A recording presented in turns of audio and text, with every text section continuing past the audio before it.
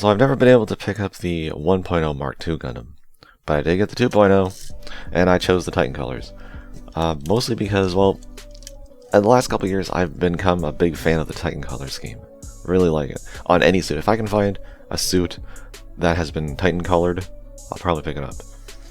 I'll probably pick it up anyways. But still, I really do like the color scheme. The AU color is nice. It's just nice to have something a little different. And the 2.0, they did such a good job here. I was never a huge fan of the Mark II. And it might have been from the earlier model kits, because they were very chunky, as like the Mark I, the 1.0.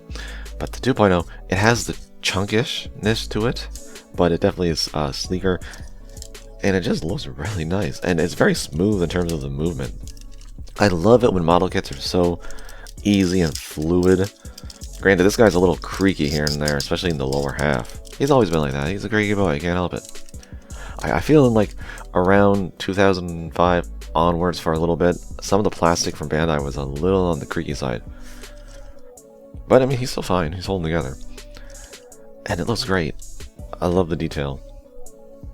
It looks good. I have the headphones on, the Vulcan headphones, which they just hook around these little grooves on the side of the head.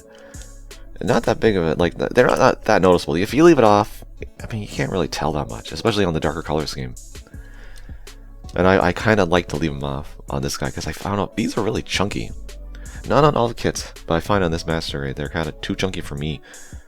But I don't know. I prefer with it off, but I'll probably keep them on just because I don't want to lose them. It takes forever to find when I put them in a container. And this is one of the few kits in the more modern that they kept the fabric hosing. You got it in the backpack, and you got it in the knees, and you got it in the ankles, all in the back. Which, for the effort you have to do to get these stupid things in, it's kind of annoying that you have to keep it on the back. It's not on the front anywhere, because you got to cut them to a certain length, and then you have to feed them through these little holes in the plastic, and they usually fray. And so you want to trim that off, and then you gotta try and get tweezers or a toothpick or something in there and try and feed them into that. It's a big hoopah, and I don't like it, but it looks good once it's done, so I guess it's worth the effort, right? But everything else is good. So much good color separation. I don't think there's any stickers on this body now that I look at it. Well, except for the eyes and the sensors, but that's standard, right? And well, the posability is really great too. They did a great job on the torso here. I love this hinge. You got some forward and backward. Very tight shoulder. That polycap is really, really good stuff. But it's just so free. I love how easy it moves out, and it's not loose. It's just easy. It's just like they hit the staple button. Got the 2.0 hands. Never a big fan. The peg in the hands, it's a hit and a miss. So sometimes they hold, and sometimes they don't, and sometimes you wish they would, and sometimes you want to throw it out a window. Skirts are good. They got some a track in the crotch, so it'll slide forward a little bit to get a little more of a kick. No back skirt movement, unfortunately, but I love this knee, except for the creakiness, but I just love that. The thigh moves, the knee moves in two separate pieces. Like, that's just, that's so good. That's what you get them for, man. Got the chrome pistons, which move when you row. I love that. Look, they groove with it. So good. And the toe. And hey, even the backpack's got something going on, because you can articulate the back, which actually has the flip out beam saber handles. I just like that. It's a simple little hinge, but it's nice that they utilize the peg for the hand to peg into the back, so it's dual purpose pegging. That kind of sounds dirty. And it's one of those things where, God, you feel it go in. That sounds dirty. But it just won't stay, unfortunately. And for a beam saber handle, if the beam saber handle won't stay, I kind of don't have hopes for the other accessories because they're a little heavier. Maybe I just got unlucky. I have no idea. And we got the beam rifle, which I think this is the right one. I have a couple different ones because I had the what is it, the Build Fighters one, and I found this in a container, but I'm pretty sure it's the right color because the other one, it was like flipped the color. But it looks good. Has the removable E-pack, very tight fit. Love that.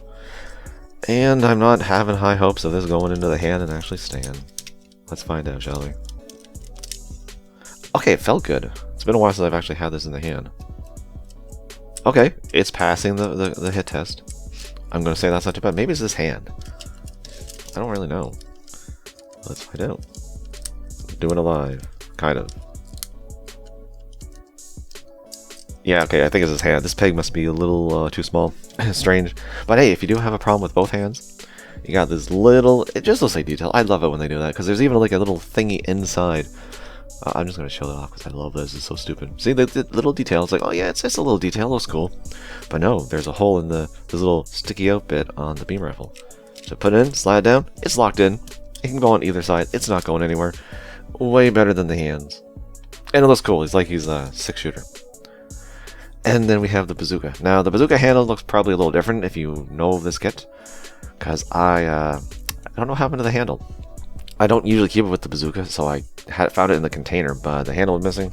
Thankfully, I still have the accessories from the AUG, so I just swapped it on. So it's the exact same kit, basically. It's not a knockoff, so it should fit in the hand in the exact same way as the beam rifle.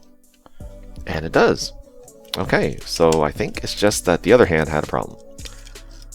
But it's really a hit and a miss sometimes with these accessories in the hands for the 2.0s. I really wish they just made it go all the way through. Maybe they thought it would... Because these handles aren't that thin. I'm pretty sure a hole all the way through would have been fine, and just a longer peg. Whatever. I don't build them. Well, I do build them. I don't make them. Just say that.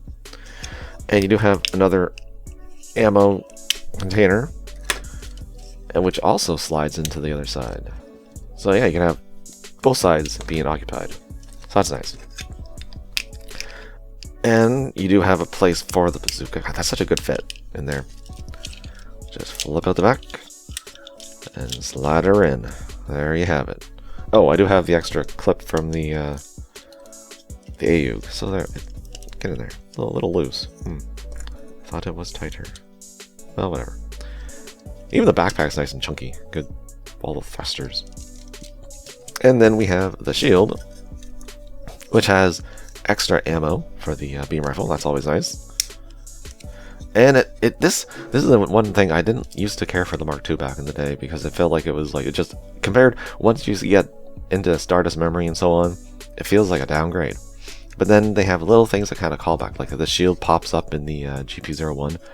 Well, it does the same thing, but it's a little different. It slides.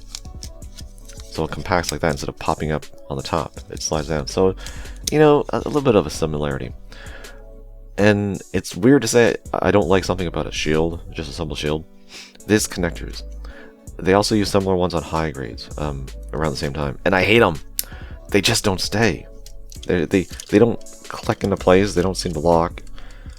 There's two different points on the side and on the bottom.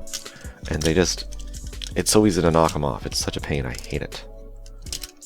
So I don't really care for that. I mean, if you're not fiddling with it, it'll be fine. But I just never like those connections. Why they made those, I don't know. And they did it for quite a while too, on Mark IIs and I think Gems and so on. And it just became the bane of my existence. So while I still really like this model, it's not my favorite Master Grade Mark II that I own. Oh no. We got to go into third-party areas for that.